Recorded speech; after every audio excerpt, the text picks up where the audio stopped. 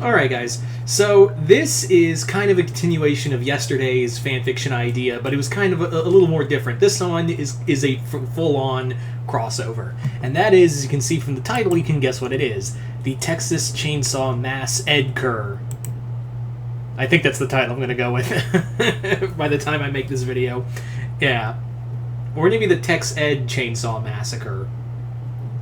I don't know, I'll figure it out in editing. Anyway, so yes, this is a Texas Chainsaw Ed Nettie crossover. And you may be thinking, there's no way this works. There is no way this works in any way, shape, or form. And to which I say, we'll see how this goes. Anyway, so the story is that basically the Eds are all in Texas. They're all Ed and Nettie are in Texas because Ed's extended family is all from Texas. And essentially what is going on is that Ed brought them along for a family reunion because he's like, I don't want to go alone, guys.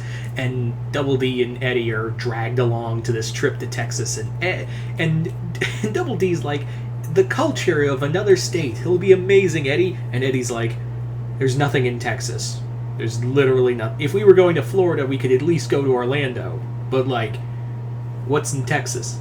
Dallas Cowboys? Houston Texans?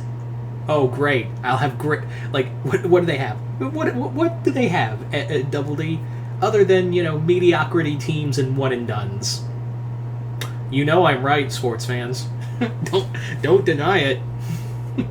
Anyway, that was shots fired if I ever heard one. So anyway, they get brought along, but along the way, while they're crossing through Poth, Texas, they have to stop at a gas station. Maybe guessing what gas station that is. And essentially what happens next is that the whole time Sarah's just been tormenting Ed. Well, Ed's been trying to do stuff. Ed's just trying to be Ed, and it just makes Sarah angry. So Sarah and Jimmy more or less set it up that the Eds get left behind at the gas station, and they go on, and the rest of the family goes on. It's like Home Alone. Holy shit, right?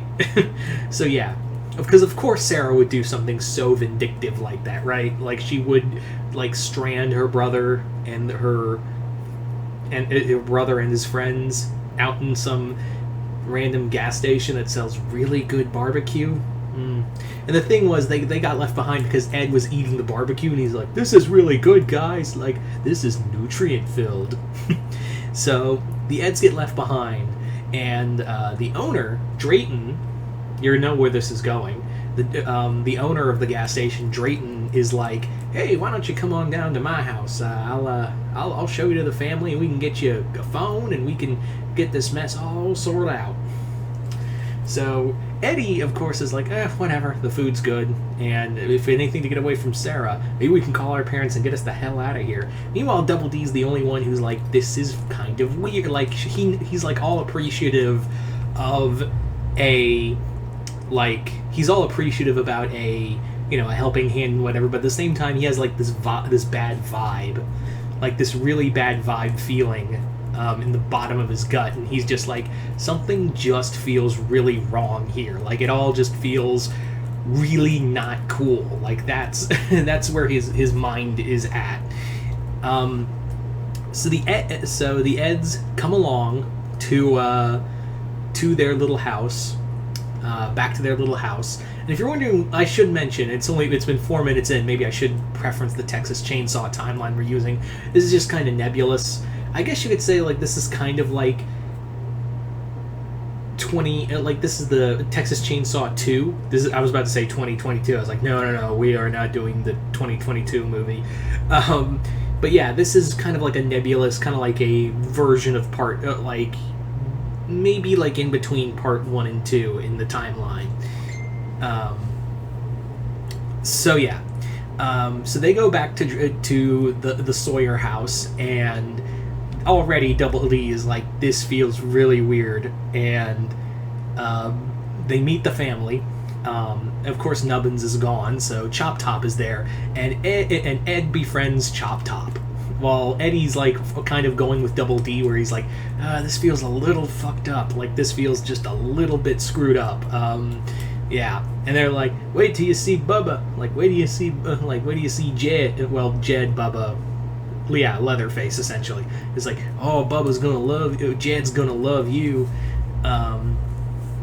So Jed, of course, is of course I'm referring to Leatherface, and yeah, I wanted to have this fun scene where like Eddie's walking up to the metal door and he like knocks on it. He's like, anybody home? And out pops Leatherface with the hammer in that classic scene, and Ed's like, like his eyeballs just bug out of his head, and he's like, oh, Ed just slams the door and he's like, hey Eddie, did you see anything? Nope. I'm good. Eddie's just like, I'm good, everything's cool here, we're fine, everything's fine here, how are you? So yeah, it doesn't take long before the Eds realize that these guys are cannibals and they're trying to cook and eat the Eds. And essentially what happens next is it's more or less like Scooby-Doo. This is some straight up Scooby-Doo shit that happens. They more or less have to run around the Sawyer house in just a Scooby-Doo fashion, because yeah, I didn't want this to be I don't want this story to be like overtly gory or graphic.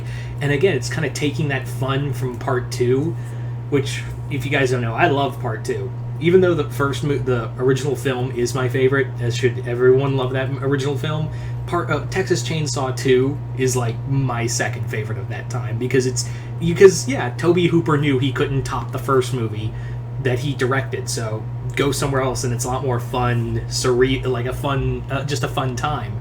And that's what I wanted to do here with this story, is that the Eds are literally running Scooby-Doo style from Leatherface. Like, that was the whole idea with it, is just have the Eds running around and running away from Leatherface. Like, I want to have this fun scene where they, like, the Eds jump in the barrels, like, jump in a barrel, like Scooby-Doo style, and Leatherface is, like, taking a chainsaw to the barrels, and they're all just popping up like whack-a-moles, like, and Leatherface, like, swinging the chainsaw around.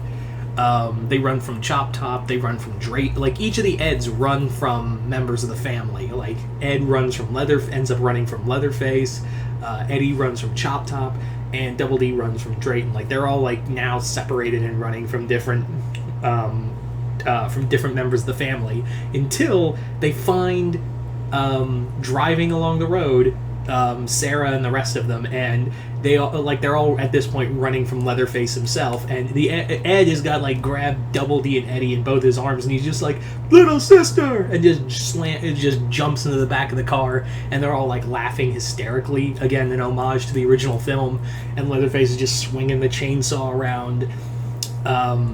And their parents just don't realize that their son was nearly killed and eaten, and they're just driving along. It's like, Ed, what's so funny? He's like, ha ha ha ha, and they're all just laughing hysterically, like they just can't answer their family because they just survived a near-death experience. So there you go, guys. That is pretty much my Ed, Edd n Eddy Texas Chainsaw Massacre, or Texas Chainsaw MassEdcre. I don't know what I'm going to call this, but you guys tell me in the comments below.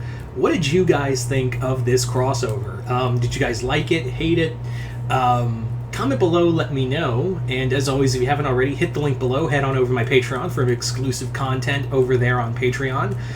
If you hit the 4th tier, you can send requests for me to do here on YouTube. But other than that, I am Mr. Multiverse, and I'll see you next time in the Multiverse.